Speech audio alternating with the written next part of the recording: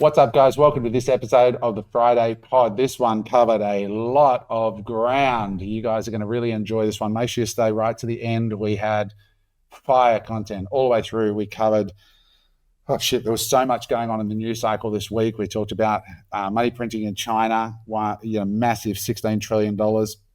We talked about a doctor in Australia who just got his medical license revoked for expressing fairly conservative religious and political views, and why that matters. We talked about Sydney Sweetie and all the controversy that's happening around that. We talked about property prices and what's happening around the world and where Australia sits in all of that. We talked about some phenomenal stuff that's gone viral this week and why it's gone viral. A lot to cover, and we talk about a very special guest that's coming on next Tuesday and how we are deeply concerned about where this is going to lead, not only for the country, but for our pod, whether it's even going to be allowed to be released or whether it's going to be banned or whether we're going to be cancelled. So really interesting, wide-ranging discussion. As always, guys, if you like the content, make sure that you are subscribed to the content. That's all we ask you to do. It's the best, simplest thing you can do is hit the subscribe button and then, of course, share and engage in the comments. Bye for now. So, Eric, is it true that you have just gotten back from a weekend in Byron doing some taint canning? Honestly, we had a great time. We visited Mark. I had to go see his setup, so they were lovely. What do you mean set up? What do you mean set up? Be specific, because it's going to get ugly. So basically, as soon as you drive into Byron Bay, for those of you guys that haven't been there, and that's where Mark lives, in a place called Suffolk Park, and you pass that, there's a sign. It's like a welcome, stay long, relax. As soon as you pass that, there's a different energy in Byron Bay, right? Like it's just different.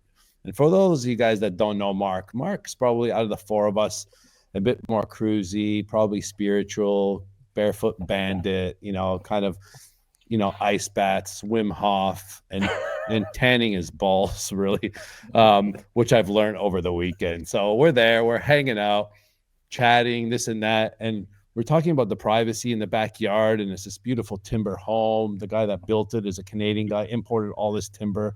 I'm like, it's so private, this is amazing. And then his wife was like, yeah, it's private, but until Mark is out here spreading eagle to the sun. And I'm like, what do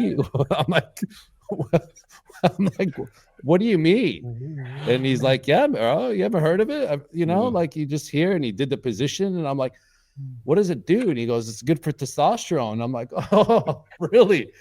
Oh, this is interesting. There's a vision. Yeah. So 25 minutes later, the girls went out with the kids to lunch, and we tan our balls for 15 minutes together, Mark and I, and we bonded. I actually want to know, is this true or is it the wind up? No, I'm just joking. That's why for any of you guys that follow us, I did that funny post. I asked Eric. I said, "If you want to do it, we'll do it. I don't mind. Like, let's go. Anything goes in Byron Bay, Like." Oh, man. And then I'm like, so how private is it? Like, can your neighbors actually see in? And all I thought of, do you remember Tim the Toolman Taylor? Oh, God. Do you remember the neighbor? You remember the neighbor that just Wilson? That's all I got thought. But anyways, no, it was a great weekend. We had a great time. I know it's a little bit off topic, but it's good to start off with there's levels to health, right? Like you got food, you've got exercise, you've got metabolic, and then you've got God level, which is like tanning your balls, right? So if you want to achieve the God level of health, get out there and do some testicular. So, Mark, you just lie on your back and assume the ATO position, but then the health benefits. Except you've probably got a bit of tanning oil, a bit of lube with you. The ATO's got sand. It's more missionary. The ATO position is bent right over. Okay. Now I know why you've got such a thick beard, mate, with all that on you're getting into. That's right. Exactly. Moving on. Let's start. Well, I want to start with this story out of the Australian Financial Review this week, which I think marks a Rubicon that we have crossed in Australia. And I got texts from all over the country, from a variety, working class right through to highly, highly successful people going, Adam, have you seen this article? And the headline in the Fin Review was that more than 50% of Australian voters now rely on the handouts from government or government benefits as their primary source of income. more than 50% of the voting base of Australia. Now primary source of income is the government. That is a significant change in the weather. What do you guys make of that? Yeah, well, that's why we keep saying on these episodes that nothing's going to change, right? Like there's no For the better. incentive. There's no incentive for things to change, right? Like why would you want to live in a meritocracy and a merit-based society when the government's paying you to live? The incentives are misaligned, aren't they? And that combined with that CBDC stuff we talked about last week with programmable money, very, very scary moment in Australian history, in my opinion, guys. I don't think we can overstate the significance of the government being the primary source of more than 50% of our voting base now of income. James. Yeah, and it just goes to that point Eric made a couple of weeks ago at Andy Schimler on there. Like, if you want to just stay above the waterline, Australia's fantastic. But if you want to actually crank it, it's going to be more and more hard, especially the voter base, 50% on handouts. So you see which way the vote's going to keep going. But if I could just play devil's advocate for 1 minute, it's not going to get any better anywhere in the world, right? Like if you think about the new regime, the new reindustrialization that we're going to be going through, it's going to be AI based, it's going to be robot based.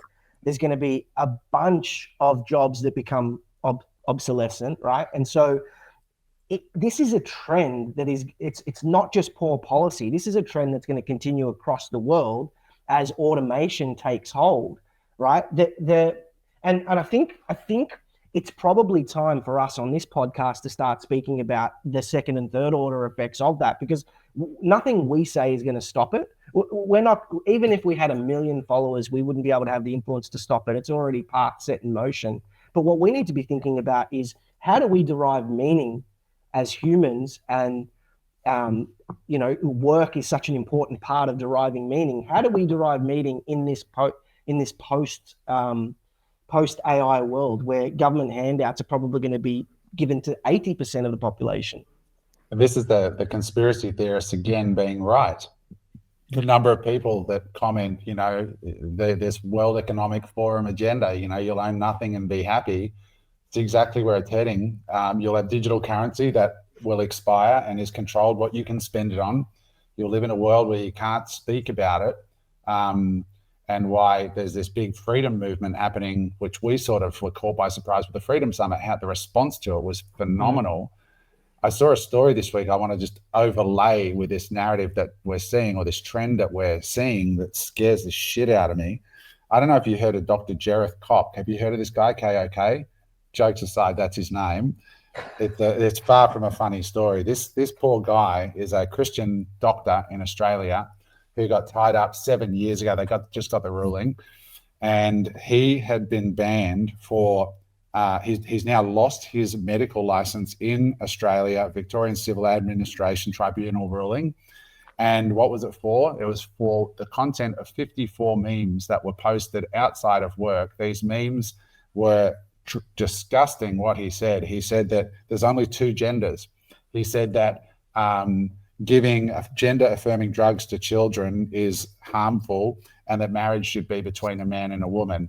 He's now lost his medical license in Australia for professional misconduct relating to memes. Absolutely nothing to do with his medical practice. He's been banned and unable to speak. We saw it in Sydney this week with the Premier down there saying that, in Australia, you can't say any racial hate speech. It's now illegal and all this.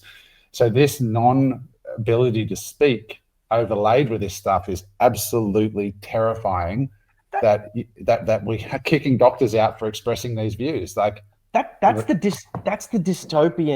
dystopian side to this technology and AI, right? Like if you excuse the politicians for a minute, and I'll probably cop some flack in the comments for saying this, but if you excuse them for a minute and assume that they're doing the best job that they possibly can, and technology leads us to going to a workforce of 80% robots, this is the downside. This is the negative case. This is the dark case, because if 50% or 80% of the population is relying on government handouts, inevitably the second and third order effects of that are that we're not going to be able to say shit.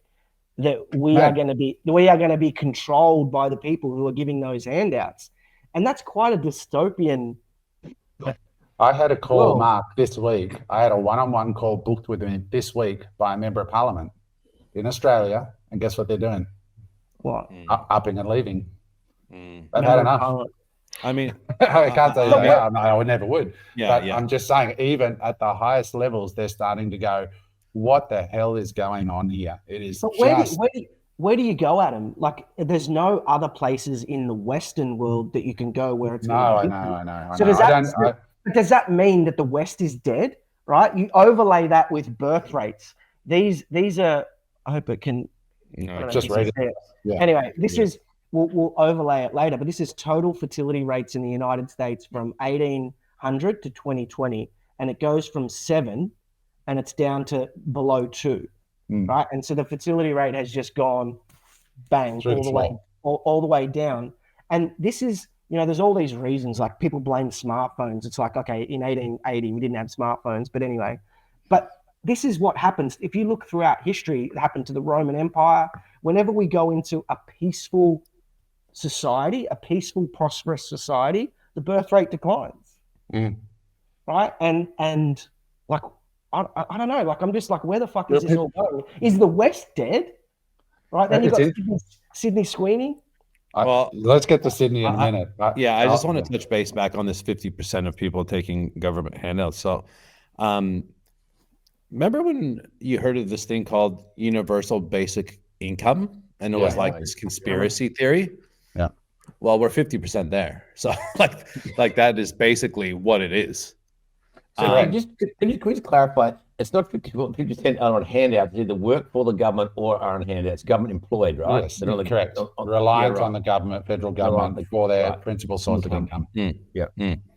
But again, it's a similar type of thing. What I would love to know is sorry, I got a little bit confused with that. Is what I would love to know then is what is the percentage of people, right, that are actually reliant on the actual government? Separate from working for. But again, whether they're public or whether they're taking money from the government, same, right? Like same, but different. Like in my opinion, 25 to 30% would be working for the government. Would be something like that. Yeah. And then I don't know how the remainder is split between NDIS, etc.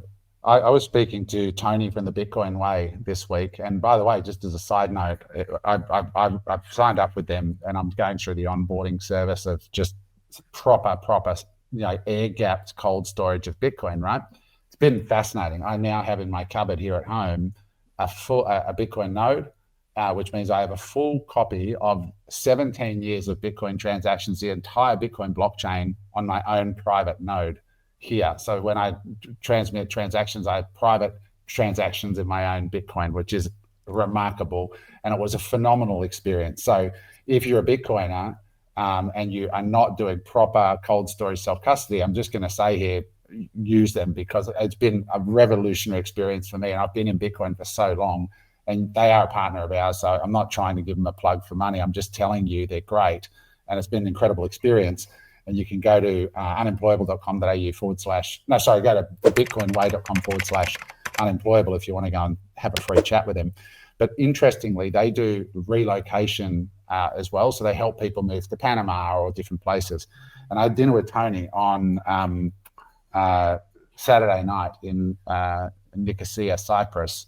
And I said to Tony, you got a global business, big business. And I said, have you seen an uptick in interest from Australians inquiring about it? And he said, our number one source of new clients by far now is Australia. Of all the countries in the world, Australian inquiry for our relocation services is the highest it's ever been.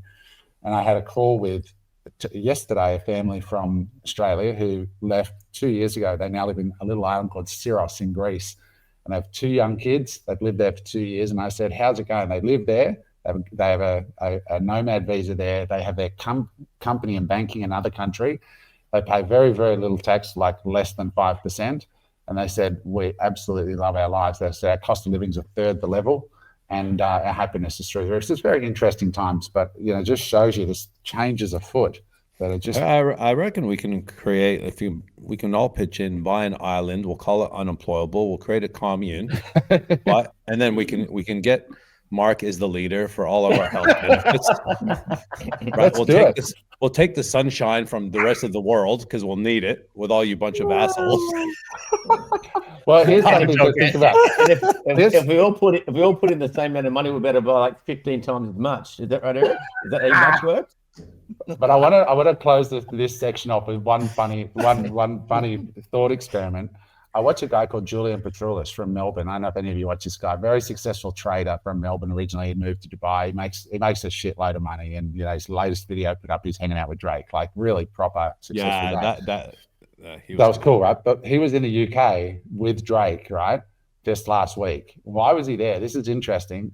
The UK has announced a 4-year tax-free holiday for anybody who moves to the UK. So the UK is now a tax haven for anybody that wasn't a tax resident there for the last 5 years can move there, and it's no tax, no capital gains tax, nothing. You can go and move to London tax-free for 4 years if you want to, which shows you, and the reason I raise this is if Australia keeps going the way it is, maybe we'll lose all the millionaires and then they'll become a tax haven for 4 years to try and get them all back. Who knows? Keep going, Adam. Keep doing what you're doing. We might be able to stay here and if you wait it out. Just wait it out, Eric. The problem is it's only for people who come in. If you're already getting raped, then you just got to stay in copper. We're going to start an immigration agency. Anyway, let's move on. Let's talk about Sydney Sweeney. Mark, you want to throw this one up? What's going on with Sydney Sweeney? I mean, just I don't know, just more ammunition to the fire of not replacing humans at above the replacement rate. It's like all of a sudden Sydney Sweeney, who is she's a voluptuous blonde model and actor. Can I stop you there for a second? One sec. What? I never heard that word, voluptuous. What does that mean? Curvy? Okay. Thank you. It's not like the skinny 1990s catwalk model, right? She has boobs. Okay, understand. Thank you. I just wanted to clarify. He's just trying to get you cancelled, Mark. That's all, for fucking it up and saying the wrong thing. Okay, sorry. Okay, anyway, so she was on the first season of White Lotus, and she's been on a bunch of different shows, and she's out there and she's just doing her thing, and she's promoting beauty or her version of beauty, and she doesn't ever comment on political agendas and things like that. Apparently, at an event she was at, one of her family members might have been wearing a MAGA hat. So anyway, you've got the world that's basically split into two. You've got everybody on X.com who loves Sydney Sweeney, and then you've got all the left wokest libtards on TikTok who are basically saying that she's a symbol of white supremacy and she's toxic and she should be cancelled. And so she just did an ad with American Eagle, and I don't even think she speaks in the ad, but she's wearing all denim. And the tagline to the ad is Sydney Sweeney has great genes, right? And she's fixing her car and drives off in an all-American car and whatever. And I just think it's amazing, like that there's still idiots out there that are calling this white supremacy. When you look at the birth, like if you pair that with the birth rates in countries like America and in the Western world, it's going to be white extinction in a generation or two. Like in a few generations, it's going to be white extinction if we don't be careful. It's like, what the fuck are we even doing? Like, can you piss off? That's annoying. It's happening, Mark. Like our guest next Tuesday on the pod, you do not want to miss this pod that is coming out on Tuesday, guys. It is by far, Eric, you've seen it.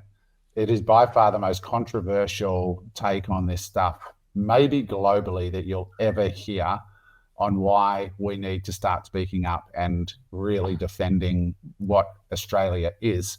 And the good things that were brought to Australia, and so Eric, you saw the interview. The guest is, I don't really want to release who it is yet, but I can't release who it is, but it's something that I've been out of that space, not really going down and researching those types of things. But when I watched it back, I had to watch it with my headphones on. It's definitely not something that you want kids to hear. You got to be very, very strong person to listen to what he's saying. It is his views, which is quite interesting. So there's you know, not taking sides in any way, but it is, yeah, it is, it's deep. Let's put it that way. Like it is, yeah, it is very, very, very extremely confronting.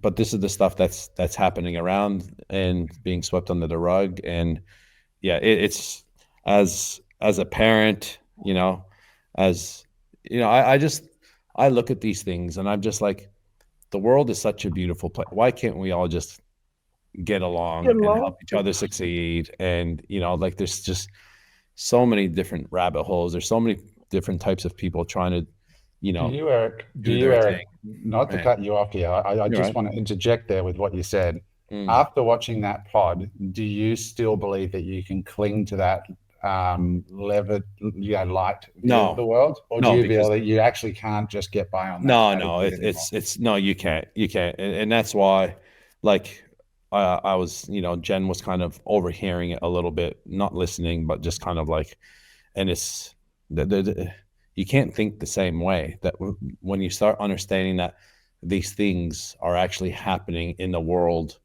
around us in multiple ways, and it's shocking to me because I think we're all just out here doing our thing, you know, and you know, being resourceful to society, and it's definitely not like that. Are the people that are perpetrating some of the things that he speaks about, are they being brought to justice?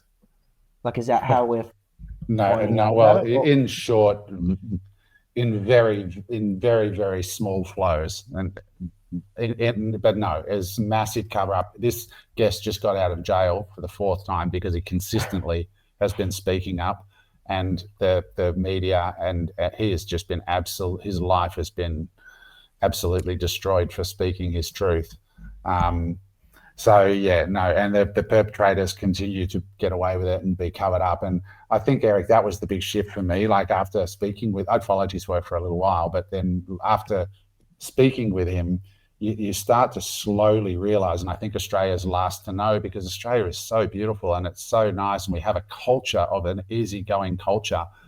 But I really am fearful that if we do not start to take this stuff seriously, exactly what's happened in the UK is going to happen in Australia, and that's what terrifies me.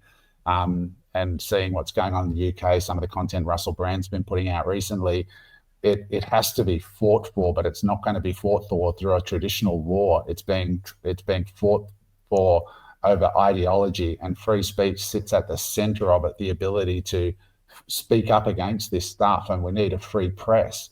And if we don't have a free press and we don't have any platforms at scale, and this is why I got roasted when I said Elon Musk should be given the Nobel Peace Prize, and everybody hates Elon. I'm like, he's the only guy with an at-scale platform where you can still speak freely.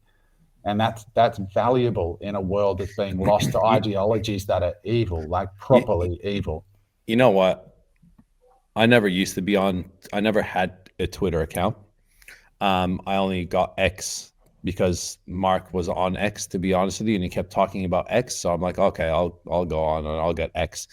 And I've been on X a little bit, not heavily, but a little bit. But when I'm on X, I'm like, how the hell are these guys saying this stuff on here? And then you realize, right, when you go on Instagram, man, we are literally living in a filtered world. That's what we are. We are one massive filter. And then when you go on X and some of the stuff that they actually show on there and say on there, it's kind of like, it makes you feel like that shouldn't be allowed. That's what it makes you feel like, because this is so interesting. Because we've been filtered for so long. I kind of like, that's not right, but that is right. But we're made to believe that it's not, and it's even me. Like, it's mind-boggling. That's a really interesting insight, Eric, because it's true that I had the same thing. Like when I stepped into the world of X, I'm like, holy shit, this is actually, when you realize it really is like the Matrix. That, you know, and this is why I brought up the Jared Kopp situation with the doctor stuff. When the doctor going to lose his medical license for posting memes about things that are his religion, which is morals-based stuff that he believes in, but it's not violent, right? Like, the threat is, if you say this stuff, you will lose your job, your ability to earn money for your family, your medical license, all that time that you put in to study to be a doctor, all gets lost if you speak up. Like that's going to stop most people, and that's really, really sad. But the tide is turning globally on this stuff, and I see it and I feel it, and I can see more and more Australians now starting to go. And I think what's going to happen is when it swings back the other way and the silent majority actually go, you know what, I'm going to say what I think, I'm going to say what I feel. And this guest next Tuesday literally has served months in maximum security isolation ward, being kept away for his own safety. And this stuff is serious, because this is how countries get lost, and they get lost through ideological ideas that are not in service to the country. I see Avi down there in Melbourne, which, Rebel News just recently on the steps of a Victorian court, where these radical people that radical Islamists have just gotten out of jail for violent crimes, and the police are pulling Avi and telling him to move off the steps instead of the people that are pushing the police and all over. It's just crazy time we're living in, and it's going to be very interesting when this pod comes out next week. I think it's going to really blow up. I hope it doesn't get suppressed then, so I can actually get some viewership. What's that? I hope it doesn't get suppressed. Mate, you got to worry that the whole channel doesn't get cancelled. Well, I am worried with what. I'm worried that it's not going to stay on. I'm worried that the video will get pulled, and then I'm worried about the consequences beyond that. And I'm not even kidding, based on what he said. Yeah. At the end of the day, like with Unemployable, it's we try to be as non-biased as possible. We've got people speaking their own truths, put it out there, have a look at it, have a listen, take what you want from it. We've done it with the politicians, we've done it with other experts that have come on, and take what you want from it. You don't have to believe it. You don't have to, just at the end of the day, it's just a platform that we're trying to, spread news and spread, different things. But again, we can't really comment too much on it. Next week. Until next week, because it's very, very controversial, and there's certain things in there that it's very, very hard to actually believe, to be quite frank. The comments I just hope people. The comments are going to be grab the popcorn. I'll keep you entertained for a few days, that's for sure. Because I've seen some of these guys' other work and the fireworks, and that's for sure. But this is the issue, right? And this it's all like we've spoken about a bunch of different things today, but they're all linked, right? Like you look at birth rates declining, you look at basically we've been on this upward trajectory of prosperity in the Western world. And then you think, well, from World War II, since World War II, we've largely been in the greatest peacetime. Like this has been the greatest peacetime dividend that the world has ever seen. So from World War II to now, this has been the greatest period of peace and prosperity that the world has ever seen. And then you're going into so we're like peak. We're at the peak now. And now you're going into a world where that is potentially going to start to decline. You've got the decoupling of China and USA. You've got, the post-World War II system that's splitting apart. And you've got these bad elements of people in society that you're going to hear about next week. And then you've got things like COVID, and you've got vaccine mandates, and you've got all this shit that's happening. So we've kind of reached that tipping point. And so now as life becomes more dangerous, right? Like, and not to scare anyone, but as we move into a world where there's things that we need to consider that we didn't previously have to consider, we need free speech. We need the ability for people to speak freely. Correct. So that we can be educated on the shit that's going down, so that if it's going down in our backyard, we can get the fuck out, right? This is not the time where we want suppression to take hold. And people need to realize, guys, how this arrives to you is wrapped in bullshit from the government, where they go, we're doing it to stop violence on the streets of Sydney. You're not allowed to say hate speech. Well, who gets to determine what hate speech is? That's completely, the minute you give up that right to, you're either free speech or you're giving the power to the government. And that's a very, very dangerous road to go down. So just be very careful when you think, this sounds good. I don't like hate speech. Of course, nobody likes hate speech. But do you like no speech? It's Because you just got to be very careful because I've never heard this guest that's going to be on next week, but I know a little bit about some of the stuff that's happening in UK and some of the things that are allegedly being covered up by important members of government. And this is not the kind of shit that you want covered up for your protection. Mark, I'm telling you, in the documentary that I'm going to talk about next week on this pod that is released and available online, it's not allegedly, it's actually on camera. It's like he's caught it on camera. This is why his video got 170 million views on X and why Elon got behind the guy. Because he actually caught them on camera admitting, yes, we took payments from the media. Like we took payments from the media to not say what actually happened. And it's fucking disgusting when you see it. What I can't understand, and this is the bit that I worry about most. Like I think I'm generally a very optimistic person, probably sometimes too optimistic, and I lose money, right, for being too optimistic. But what I can't understand is how this shit can go down, and it lasts in the news cycle for 3 days, and then everybody moves on, and that the people behind the cover-ups are not brought to justice. Like I think it's going to change, Mark. It's on the change. You wait till next Tuesday. You hear, because the actual interview ended quite positively, and I think you'll see what I mean. And I really think change is afoot in the next 2 years. I think some shit's going to happen. I think we're going to see some revolutions happening around the world. I think we're going to go into a massive. It's not going to be fun. It's not going to be painless. But I think we're going to see change. If anyone's read The Fourth Turning, which I talk about all the time, it's 4 generational cycles that roughly range 20 years each.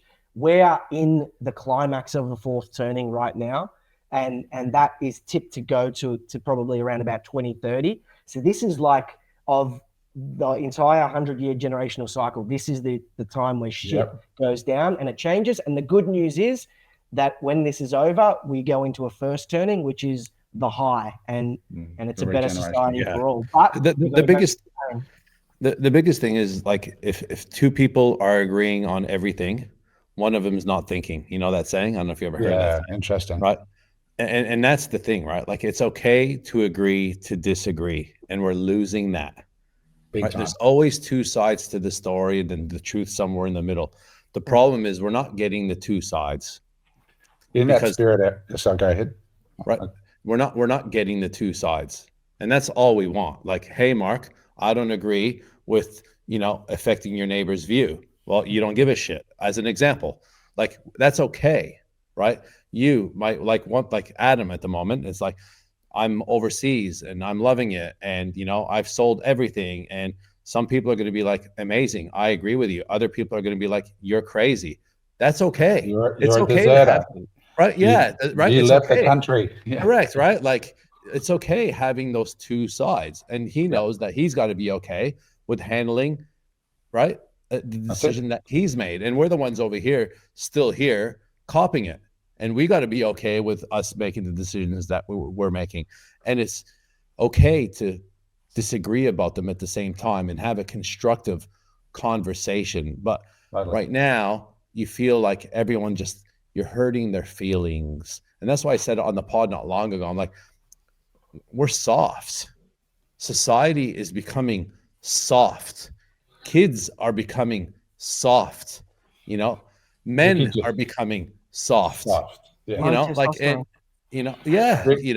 Ricky Gervais does a great bit on it where he says, God was making man, and one of his mates is watching him making it, and he says, "So God, what are you doing here? And what are you doing there?" And then God says, "I made this amazing creature. He's going to get through ice ages. He's going to get through wars. But then these things called words are going to come along, and that's really going to fuck him up." It was very funny. But on that note of this turning, right? There's two things I want to mention. At the Freedom Summit, we had a guest called Ben who came in on the last session.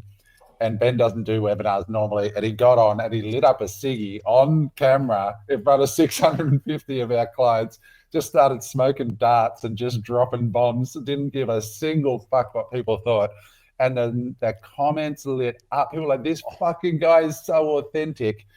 And people are now like just shocked when they see somebody even light a cigarette on a webinar about wealth creation. And somebody who texted me says, Adam, I can't remember the last time I saw somebody light a cigarette on TV, on a live broadcast or on a webinar or anything. It just shocked the shit out of me. It was kind of like what you were saying, Eric, when you went under X, it was like, what the fuck? Like, so to that end, this week, there was a clip that went viral, and this will lift everyone's mood. And this was a guy. What was it? Does anyone know the context? Was it he was getting interviewed by the media at a conference around green energy or something? What does anybody know the background? Yeah, it was like I think it was he was getting interviewed by a podcaster, and they were doing a tour of mining plants or something like that, like a coal mining plant or something like that. I'm not sure. I got sent this I got sent it by a friend of mine in America. He said, Adam, have you seen this Aussie guy? He's gone viral here in America. So we're going to play the clip for everyone. This is what I love about Australia. Australia's at its best, right? I reposted that, and that has been like my most viral clip that I've ever posted as well. Let's play the clip. It's just so funny. And watch the guy standing next to him who's just trying to keep it together. Oh, that's the best. Future looks like regarding electrification and battery electric vehicles in your mining operations, then? Well, we have coal because we've got the biggest coal deposits in the world, but we're not allowed to burn the fucking stuff, so the world's rooted, really. It's all right to be idealistic, but you also have to be realistic. And until the lights go out, the idiots that want to be green on everything and not do mining, not do coal, not do anything, they're going to have to go back and use candles and live in tents, and then they'll no, you might fucking laugh, but it's true. You understand what I'm talking about? I'm not talking bullshit, I'm talking reality. If we don't get realistic, we're fucked. It's as simple as that. We're not allowed to use uranium. We've got the biggest uranium deposits in the world in Australia. We're not allowed to mine the fucking stuff. So it's all fucked. So when half these cunts die, well, the world will be a better place. And then those of us that survive will get it going again. Well, that's no. My next door neighbour, I was talking to him, he's a lawyer, so he's not an idiot. Well, he is a fuckwit, but that's another problem. But he said, that's right, you just put plugs along the highways. I said, but if you haven't got a fucking source from a power station, plugs on the highways aren't going to do jack shit, right? Do you understand me? The people don't understand. They think the electricity comes out of fucking space. But if you haven't got a charging system, which is a steam coal burning power station, how the fuck can you charge your batteries? You understand that? Well, there's a lot of the cunts don't. And that's the problem with the world. Thank you so much for your time and enjoy the rest of the visit. Future looks like regarding It was the best. I want to get him on the pod. I've already told Perry we need to find who he is and get him on the podcast. Track him down. You can see that his son or whoever it was next to him just going, fuck dad, I can't tell him to shut up. He's just going to go full tilt. But he's not wrong. Is he wrong? No, he's not wrong. My largest position, my largest investment, my largest portfolio position is Woodside Energy in Australia. And that's based off the back of the fact that I think energy, like the key to the expanding AI and technology, the limitation is energy. We're not going to have enough energy. And he's right. When the lights start fucking going out in Australia and in America, people are going to realize that they're going to wake up.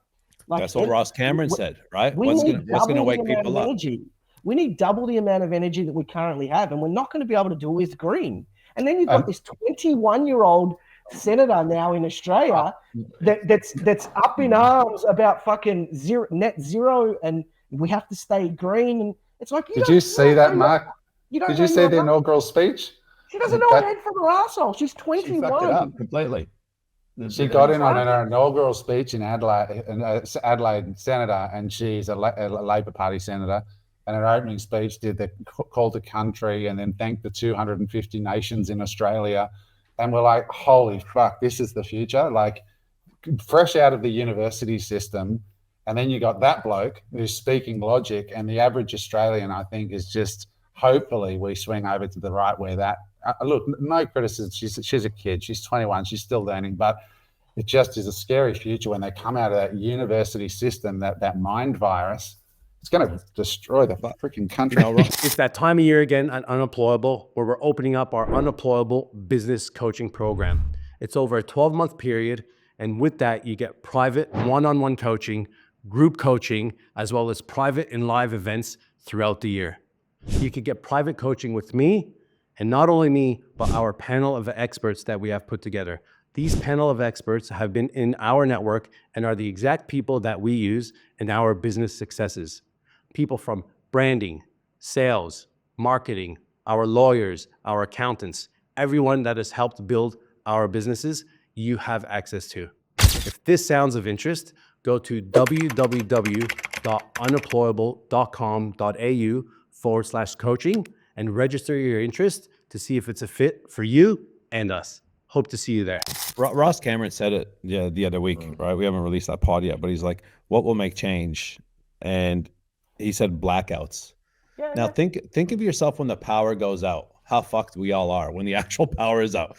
How hard is it to live with no power? You're done. It's ridiculous. We had it here when the cyclone, or the alleged cyclone, was on. Some people, I could be out power for 2 or 3 days, and there's people nearly getting that point. People are driving around trying to find servos to find bags of ice. There's people looting the ice. We got a power back on. You can imagine for a couple of weeks in the current lifestyle we live, without your creature comforts, people can go mental. When Survivor came out in America, I remember seeing a comedian going, America, the only country in the world where you can win $1 million if you survive 30 days in the conditions that 90% of the world live in every day. Oh wow! Exactly. Wow. Hey, by the way, I didn't know Ben's talk wasn't going to be no replay. I would have watched it. I missed it. We would have got cancelled. I missed it because I was at that networking poker event, and I knew it was on because I got 4 different text messages from people that were watching going, who the fuck is this guy? That's what he was on there literally punching darts, smoking right down to the cotton wool. He's sitting there talking about when I was in that trade. He goes, I had my mum to come around. It was like a pigsty. I was literally fucking pissing in buckets next to me. There's fucking food wrappers everywhere with a fucking pigsty and cigarettes in my coffee cup, the whole lot. I was glued to it. Oh, the shit he was saying was hilarious. Yeah. Dropping C-bombs, saying how he made $1.8 million in one night, and the next morning I'm at Macca's eating chicken McNuggets and smoking darts. It was fucking funny. But being real, it's something about being real, right? Totally. Like being authentic and him not giving a crap on judgment, like that is what we need more of, like us having a laugh about, Mark and what he does. Like that, it's a laugh. You know what I mean? Like it's okay. Yeah. You don't have Mark sitting there going, "Hey man, don't post that. Don't talk about that, bro. That's private." It is what it is. Actually, Adam said at the end of the session, he said, "Oh, as you can see, people, I've got all sorts of collective friends. Some be crazy than others." And he said, "Adam, why am I crazy? I'm just fucking honest." And so that was his closing comment, and he's just brutally honest. Yeah, he was. Ben's a unique guy. He's hyper intelligent but honest and real, and it's amazing how that's now shocking. Let's move on to a couple last stories. This week we saw all over the press an example of being, not too cavalier when you invest your money in foreign markets, with the Balinese going into Bingham Beach and cleaning house there. That was all over the press, but a lot of Australians actually owned property on Bingham Beach on that cliff that was there. What are your thoughts when you see the Indo government just going in there and going, look, this stuff's being cleared out. A lot of it's unsafe. We don't give a shit. It's not erected legally. And we're just going to smack the crap out of it and build up again. Yeah, I got the article up here, right? So it says the demolition of more than 40 businesses has begun at a popular tourist beach in southern Bali after local government officials declared none of the building had permits. Business owners have told the ABC that they're fearing for their livelihoods and that 6 Australians are business partners of some of the places to be destroyed. Yeah. To me, this is where high risk, high reward, right? Like you invest in certain places, and I have multiple people that I know that have invested in Bali. I'm sure you do as well, Adam and James. I've looked at it heavily in the past as well. But you got to remember, right? It's their way, it's their rules, and that's why you get the high returns there. But that's something that you're walking into. Make sure you get the right advice. Make sure you get the. So also to that end, one of my best friends lives there. Literally at the end of that street, she's got 5 villas there with her partner and the kid and whatnot. And the local chap on the street is not just because they are built illegally, is that, and I'm going to say the names, is quite a prominent Australian who builds accommodation in hotel sort of sectors, is paper bagging it to go and get them all knocked down so we can acquire the site. So it's not just that they didn't have a building permit. It's I think it's been pushed by major money as to why they're going to knocking them all down. Because some of those places there, don't quote me on it. My friend told me that some of the 20 years, they're all established for 20 years, 30 years they've been there. Some institutions, and they're all getting wiped out now. And I stayed in them. Yeah, she you can nearly bet your bottom dollar there'll be a resort there by X, Y, and Z. Yeah. Yeah, So just be It's a careful, guys. level of corruption element there. Yeah. We don't spend too long on that one. One I want to talk about, Eric, that you had, unless you got something important to add, I wanted to ask you about your mate when we're talking about insolvencies, which was concerning. So tell us about that discussion you had this week. Yeah, I had a meeting at the Mondrian in Burley, new hotel that they just built, and we're sitting down. Actually, James was there as well, and another mate of ours having a meeting, and I seen my mate walk by, and he's the CEO of Lloyd's Auctions here on the Gold Coast, which is a massive auctioning business all around Australia. And I'm like, hey, how's it going? Yeah, good. What are you up to? We're flat out. I'm like, so what's going on? What do you mean you're flat out? And he goes like, business insolvencies are at all-time highs in Australia right now. He's like, we cannot keep up the amount of people that are ringing us in insolvency firms, liquidators. We literally can't keep up. And I was quite amazed by that. You know, I can see it a little bit. Like, I'm not around that area and insolvencies and stuff like that. But I think the last couple of years, you know, has been very difficult in business. Anyone that's saying, you know, they set records over the last couple of years, good on you, because majority of people didn't. And I think people are just, you know, definitely feeling the pinch. You know, you just the costs of running business now. It's expensive. The cost of staff, the cost of rent, the cost of insurance, the cost of goods sold, the cost of ads, acquiring a customer, like this tax, right? And to have this slim margin and have a little bit at the end, all it takes is one thing, and that's gone. You know, so it was you know, so it was quite interesting to hear about it. There's one thing about reading about things, but when you're hearing it from the horse's mouth of the guy that's literally having the meetings and going to the premises of these businesses that are being liquidated, you know, businesses of 10, 20, 30 years. And some of them are massive businesses. You know, there was one recently here on the Gold Coast. He sponsored all kinds of events, and Chris Hemsworth and David Beckham showing Dana White on their Instagram bought these things, the Odin bats, the ice bats. Like, you look from the outside and you look at the Instagram, you'd be like, man, they're killing it. And then next thing you know, go under. They owed, I don't know the exact amount, but it was millions of dollars, a forward order. So what happens is people are pre-ordering these things. Right. So you're going, here's the deal. They're 10 grand pre-order. You pay up front and then you get it in 2 months. Well, there was millions of dollars of pre-orders taken and no deliveries. They went into liquidation. No. So imagine you, me, Mark, your friend, these people, like, they're not expensive. I mean, they're not cheap. They're very expensive, and not getting your product. I actually had a mate of mine ring me, and this is how I found out about it. I had a mate of mine ring me and go, and he's a bit of a heavy hitter, this guy. Like, you don't want to play with this guy. And he rings me, he goes, do you know anyone that owed him ice baths? And I'm like, why are you asking? And he's like, I did a pre-order and they just went into liquidation and I want my money. Right. And he's like, do you know anyone that knows the person? I'm like, no, but like, this is the livelihoods of people. Right. And some people are doing the wrong thing. Like, I'm sure there's a lot of liquidations that happen and insolvencies that happen on purpose and are premeditated, but I feel bad for the ones that literally, you know, have been going for years and they just can't make ends meet. So yeah, so that guy asked that guy the question of how's it going? He said we're up 500% in the last 12 months or 18 months, I think it was, in insolvency auctions. I mean, that's a fair indicator. The bottom line. You're seeing it all come through, and Australian small businesses are just under so much pressure. I saw a reel this week. I can't remember who the minister was, talking about the debt in Victoria. And she said to put the debt and the spending by the Labor government into perspective in Victoria through that period, I think it was up to 2014, from the formation of Victorian Parliament which I think is like 100 years. Don't quote me. I don't know, but from memory, it was like 100 years. In 100 years, they accumulated X amount of debt. And the last 10, they've surpassed what they accumulated in the last 100. I've seen that. Did you see that clip? I've seen that. Yep. Absolutely unbelievable.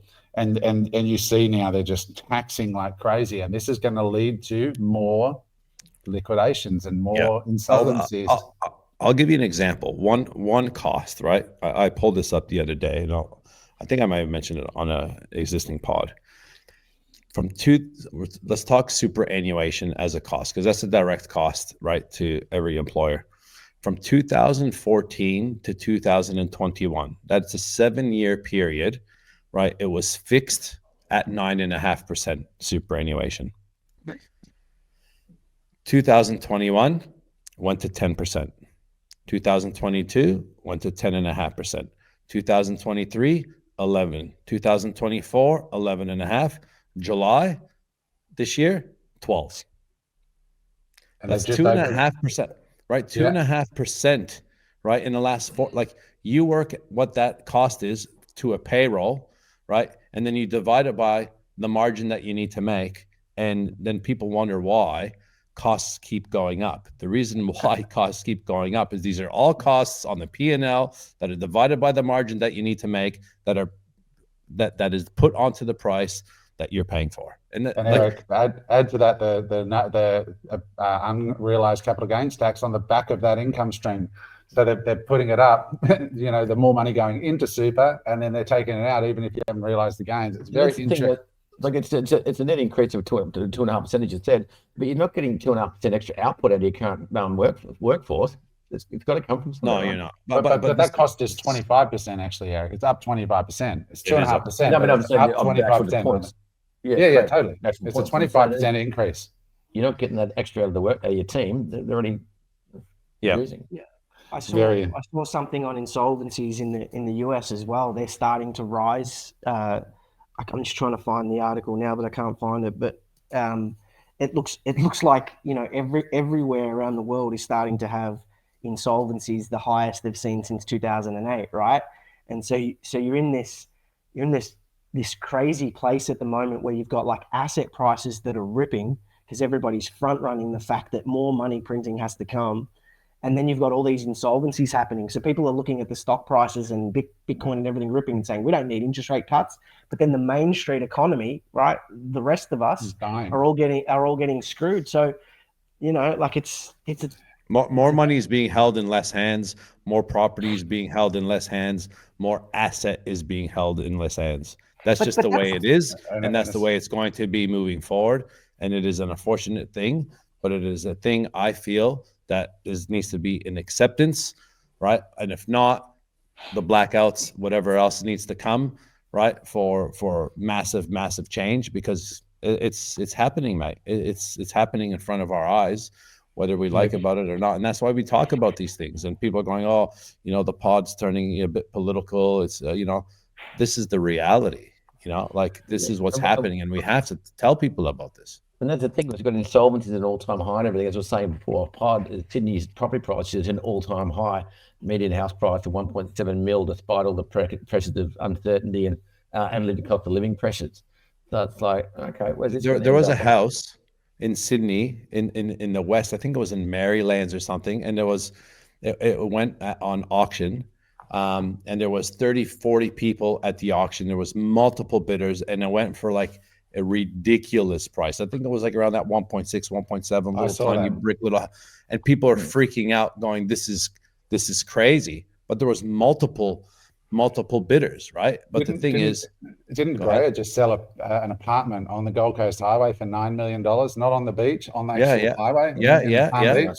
I heard about this morning on the highway in Palm Beach. What the fuck? $9 million on the highway in Palm Beach. Yeah, you're talking Palm Beach now is in the 27, 28, 29,000 a square meter. Yeah. The fuck, bro? Do you think it's going to happen like New Zealand? We've seen New Zealand property prices crash. Like James, you were mentioning this. What do you think? I just went and had a look at there was an article from Crisis, and it was just about New Zealand house crash. The prices tanked 20 to 30, 23% since their peaks in Auckland and Wellington. and it wiped out, on average, a homeowner lost $250,000 Kiwi dollars in that period. Construction companies are falling over, not at the level since the GFC. Affordability, the mortgage repayments hit 50% of household income. That broke the system. And even when they'd worked out that there was the canary in the coal mine was a bit too late, even with rate cuts down to 2.25%, the houses just kept tumbling. It was like a run on housing. And they did a comparison to, excuse me, pretty much, is this going to be a similar sort of scenario in Australia, with mortgage stress rising in Australia up to 40%? And there was another article I looked at the wee hours this morning, I think it was, and you're talking about the median household income is around 100 grand, but that only stretches to $560,000 borrowing capacity. And so there's a $300,000 gap in that borrowing capacity even to get on to a median price property nationally. So you wonder if they've sort of suppressed, I don't know, trying to prop up the price. Like national listings are down, this is from the article, national listings are down 20% this year for the same time of the year. New listings are down even for winter, which is usually a bit of a slow period anyway for the spring selling. But we've spoken about this multiple times about the dwelling approvals are down 10%. And, immigration's at an all-time high. So it's going to be one thing to the pricing, isn't it? Is this Australia? Mm-hmm. That was Australia. I think the population, I just looked at the population growth in New Zealand. And it's a lot less. It's a lot less Doesn't have the fundamentals. than Australia. No. It's a small country. You got 5 million people or something like that. Like it's, and it got crazy there. It got crazy there, man. Like these towns, man, New Zealand. I was like, what in the world? But it's funny. Go try and buy a holiday house in Queenstown. I've got a mate of mine that's selling an off-the-plan development in Queenstown, apartments, high end. I'm talking 10, 12, 13, 14, 15 million, and they're selling. Yeah. Crazy. And this is what I mean. Like there's certain people that can afford, and there's a lot more people that can't afford. And the divide, it's a real divide, it's unfortunate. And we all can sit here and we talk about it from pod to pod, and we talk about the problems, but no one's really coming up with any type of solution. I got another story now that Mark, you're back on, that I just want to just touch on, related to this a little bit, about asset prices. Murray Nuffel on his X account this week. Is it Mario Nuffel? A lot of people follow this dude, economist kind of guy. Yeah. And he put up a chart saying that China's M1 is up 4.6% year on year, was up 0.4 at the start of the year, 2.3, and now 4.6. They put $16 trillion in their M1, which is double the size of the US money supply, which has triggered this whole fear of global inflation coming back. You're the M1 money guy. I mean, this just basically means it's going to be $16 trillion of new buying power in the system, and it's going to find its way to assets. I just did a pod on this that I released on Saturday, and inflation is baked in the cake at this point. And what's going to happen is you're going to see these countries that are going to run wartime playbooks, right? So China's in a deflation, and they're going to have to stimulate. You've got the PMIs and the ISMs and all the like industrial manufacturing surveys are starting to tick up finally. So the business cycle is starting to tick up. You've got so if you go back and you look at World War II, the US government stopped issuing long-term paper, so 10-year, 20-year notes, etc., and they issued short-term paper in order to fund the war. And I basically think they're going to run the same playbook. And people will say, but we're not in a war. But we are, right? Like it's not a kinetic war, but it's a war on energy. It's a war on AI. It's a war on trade. It's a war on capital. Like we're currently in a war. And so all these countries are going to be forced to run wartime playbooks. Wartime playbooks are inflationary. And the only way to grow out of the debt is to have low interest rates. So interest rates have to be negative in real terms. And you've got to grow quicker than you've got to increase GDP and grow. So Mark, what does this mean for the man on the street, in your opinion? Yeah, so like we've been speaking about, it means that for the man on the street, things are going to get harder. For the small business owner, things are going to get harder. Everything is going to get harder, but it means that asset prices are going to inflate. The only way out of this is to inflate asset prices. Bitcoin, gold, energy, productive assets. When you say it's going to get harder, Mark, do you mean we're going to be paying more at the checkout for things that we consume? But if you've got your whatever money you have, you should have invested in assets because the prices are going up. I'm just looking at the really basic thoughts, not financial advice, but just what are your thoughts? Basically, everything that we need to survive, everything that we need to buy and spend money on is going up in price. And as a business owner, it's also going to be harder to make a profit, right? If you're a small company and you don't have a monopoly, it's going to be much harder to make a profit. The only way, in my opinion, to survive this environment that we're going into is to own the best performing assets. It's the only way. Interesting. Yeah. So that, what I take from that is get your cost of living as low as you can, and get as much surplus cash as you can into assets you believe in, growth assets. That's the bottom line. That's what we keep showing up here week on week. Eric and James, they're in real estate, and they're going to do great with that. Mark and I are in alternative investments, and so far we're doing great with that. But you have to be on the risk curve, is what I say to people. You can't just sit in cash because they're melting ice cubes. You've got to get yourself on the risk curve and talk to financial planners. Or somebody texted me this morning saying, should we get financial advisor? I said, you should find somebody who has the results that you want and then speak to them. Yeah. That's who you should speak to. And that's such a subjective thing, because some people just want to be safe and they just want to make sure they got enough to, in their retirement, the kids can leave the house, just be happy on the Gold Coast. That's fine. Go find somebody who's achieved that and then ask them how they did it. I think, Eric? I think the new generation think a little bit differently than us guys. There's a generational gap, and it's becoming more and more clear to me that they're not worried about retirement, right? They're not worried about assets. They basically, living based on experience, right? So, like, I'll be the contradicting guy and go, yeah, okay, reduce your expenses, right? And we've said this before. Reduce your expenses, basically, which that means live a life you don't want to live a shit life. Don't go out for dinner. Don't go to the movies, right? Go for free walks on the beach, and that's as exciting as your life is going to be. Put your money in assets so that way you can have, hopefully, a better future moving forward, right? And then you're watching people, at 40, 50, 60 years old, having heart attacks, dying, these types of things. So it's contradicting, right? But at the same time, what else can they do? Because a lot of, when you're a person and you're on an average income, right? Like you said before, right? Adam, the teacher, the nurse, right? How much can you actually save when your husband's a teacher, the wife's a teacher, and you've got 2 kids and you're paying rent? How much can you actually, okay, I'm going to put $10 a week, right, towards Bitcoin. All right, I'm going to $500 a year, and I'm going to do that compounding over 20 years.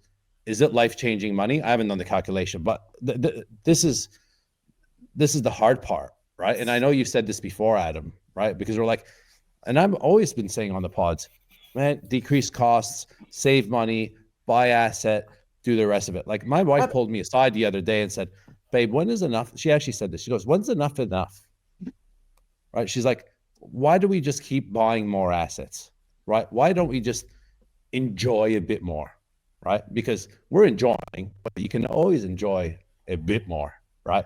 You can always do something a little bit different. And sometimes I think to myself, I'm like, I don't know, really, I don't know. At times I'm like, I don't know why we just keep buying assets, because at some point you're just going to give it all away to the kids.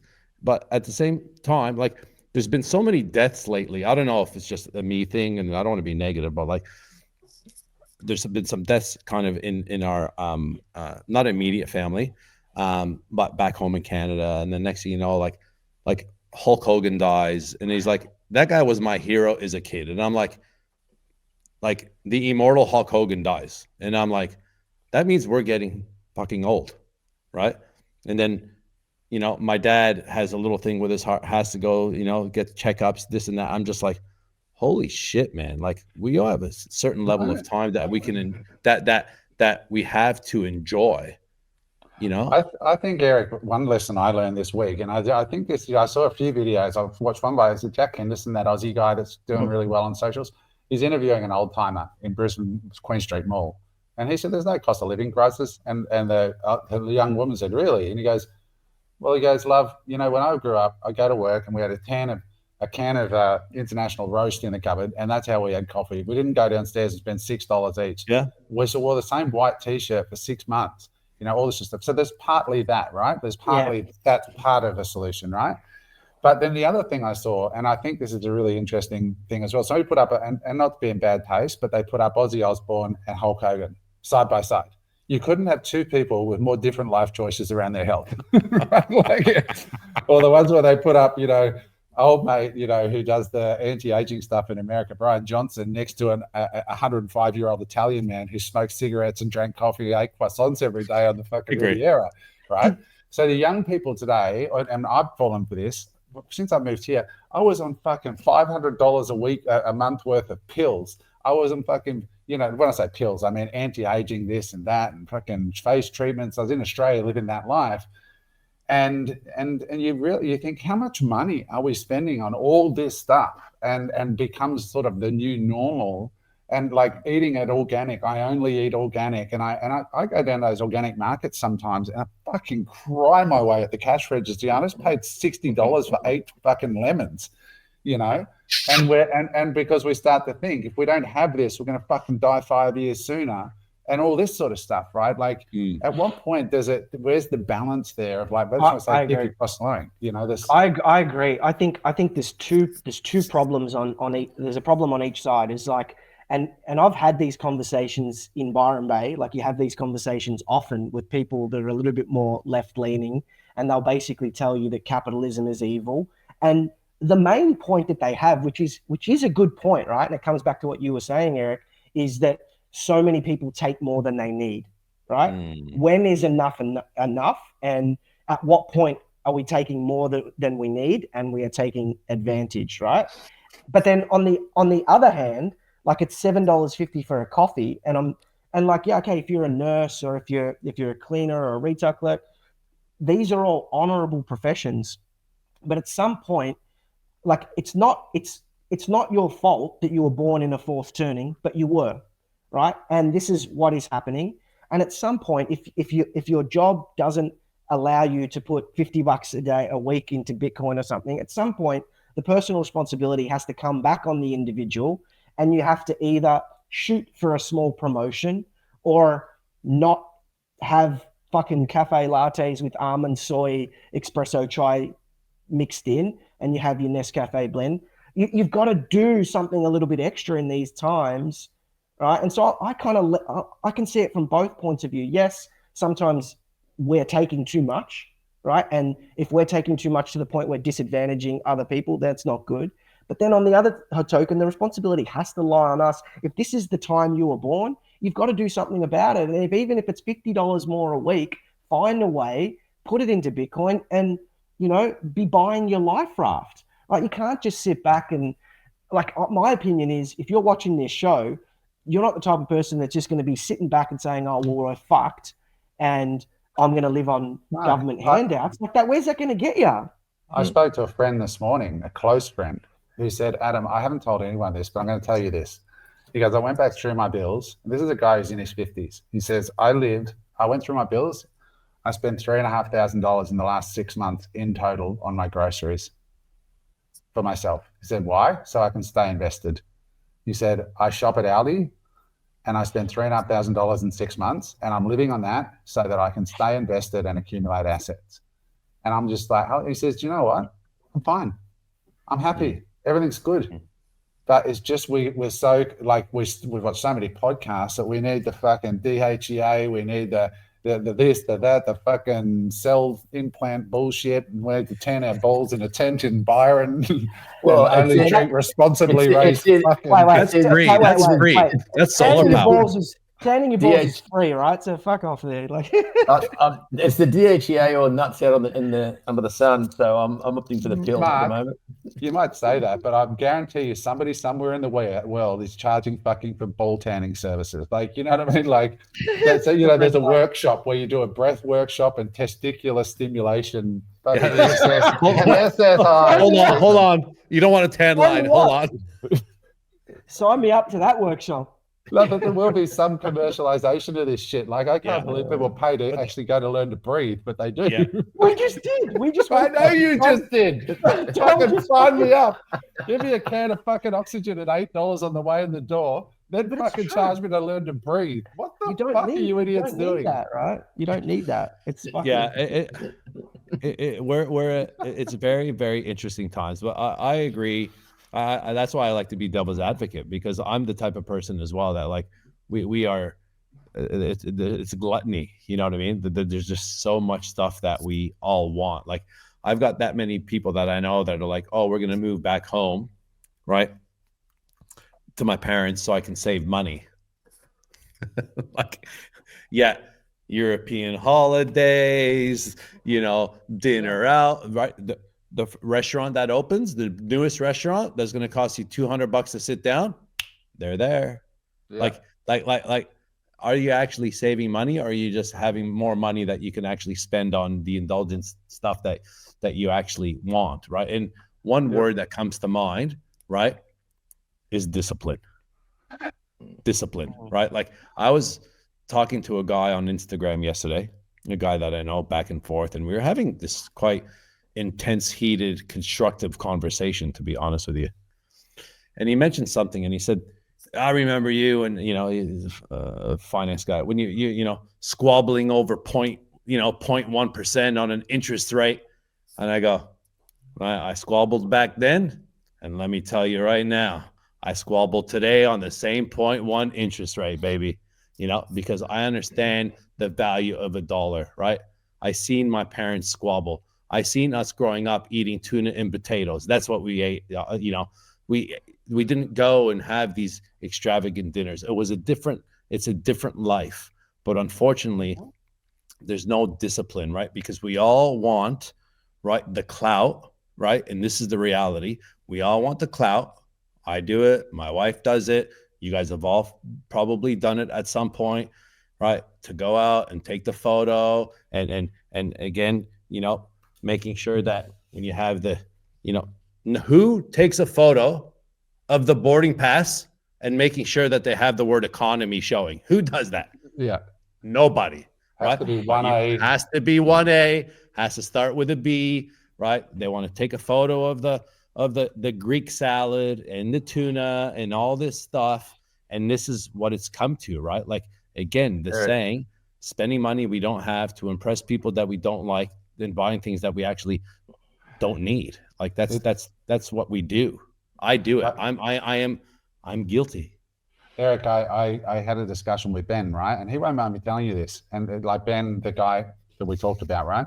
He goes, and I live so simply. Like, he goes to RSLs, he does his thing, and he goes, I just don't care. And he was just like this extreme outlier of an example who lives based on what brings him joy and what makes him happy. He's not bought into all the stuff. He goes, I like meat pies. I like smoking cigarettes. And he goes, that's me. I'll die maybe a few years younger, but I love my fucking life. And it's not stressful. I go in the pokies, have a few beers, and I just go, I just think sometimes and when Mark was traveling a little while ago, I saw Mark in Italy somewhere smoking a cigar, and I'm going, oh my God, I love smoking a cigar now and then as well. But we had this time of just like experiencing a different life in Australia because it's so rich. And it's not to dump on Australia. I love Australia. But I think we've got to not lose some of that history of freedom and the frontier. And when I was in Dubai a while ago with people, I walked out and there was people smoking by the pool, and I said, fuck, I love being back in a land of grown-ups. Now, I'm not advocating for smoking. What I'm saying is I love the fact that they're allowed to. I love the fact that people can still do whatever the fuck they want, And yeah, it's quite ironic, isn't it? If you go back to your parents' place and you skip through the Kodak photograph album, you certainly don't see a picture of your fucking meal in there. That's for sure. No, Like, you what, don't. what are you, Yeah, what are you but- really but- taking a photo of, you fucking but- morons? You know yeah, what I but mean? you're not This is taking like $19. Like, what the But you're fuck? not taking a photo of the RSL meal either, are you? Like, No. this is the thing, right? Like, and we all do it. We all want to kind Of of, course. for what, like, it gives us, it's an identity, it's a bit of clout, and the rest of it. But, I It's us saying, I'm better than you. It's virtue signaling. Have you What's seen that? this one? American Beef. Trumpy. American beef. American Love Beef. it. But I took a photo of my own homemade meal the other day. I don't know why we do it. I'm like, welcome to the weekend. Yeah. Why do we do Yeah. this shit? I don't but even know. it's a thing now, right? Like, but yeah, I just think It's worth you reflecting probably, on. if affordability is an issue for you, you probably just got to relook at and put some pen to paper again on what you actually spending your money at. Export your credit card statement, export your bank statement, Yeah. right? Line item it and go. Like, everyone will have a holy shit experience, man. Let me tell you. So We gotta what is just before we go, Adam? What is okay to take photos of? Can we take photos of our cash? Can we take? Can't take photos of our balls.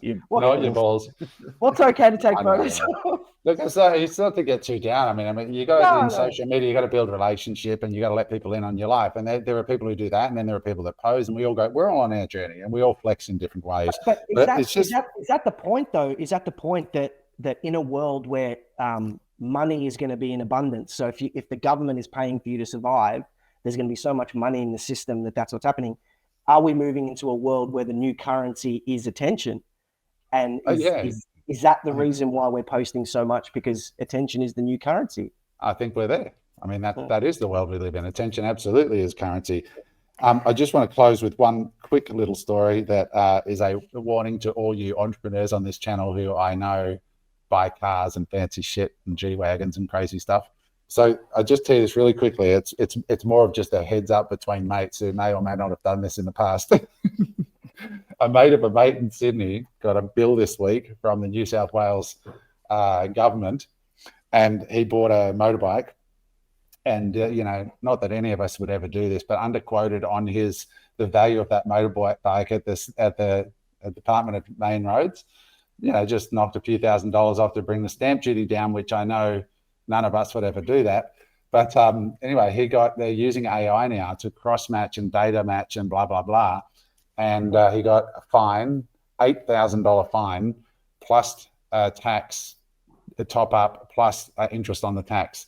So if you're one of those people that's ever done that, I would be careful about doing that because they're using AI. It's just a sign of the times, trying to find ways to get money in the tin for all the government spending. And this is just another one that seems to be a possible easy win.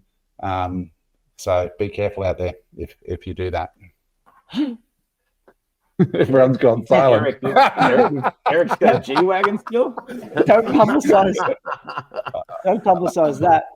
No, I'm just saying, I just know a lot of our listeners, they're human beings, and that's what people do. So it's just very, you don't want to get one of these $8,000 fines. It's pretty heavy. That's fucking lump it. Eric's point last week about a late bath payment. I know one of the companies here, I fucked around the baths or whatever. They gave me a warning, and it was like $300 for 30 days if you're over for a small, whatever. And then a small to medium business, if you're over 30 days, is $8,600 and fucking something dollars. Right. Late on a bath, 8 G's. I'm like, wow. Then you get a large, it was like telephone numbers on the page. I was like, fuck me, talking about revenue raising. All right, guys, we're going to finish it up for the week. Thank you for being here. Guys, as always, like, comment, subscribe. The best thing you can do is share the pod. Make sure you do not miss Tuesday's pod. It's going to be an absolute fire of some kind. It's going to be a dumpster fire, a hellfire. I'm not sure what's going to happen. It's going to be huge. But if you enjoy it, share it because, our ability to speak is a prized gift that we need to protect. With that said, guys, have a great week out there. Thanks for watching. Bye for now. Hey there. I hope you enjoyed that episode of Unemployable. If you'd like to watch another episode, just click there.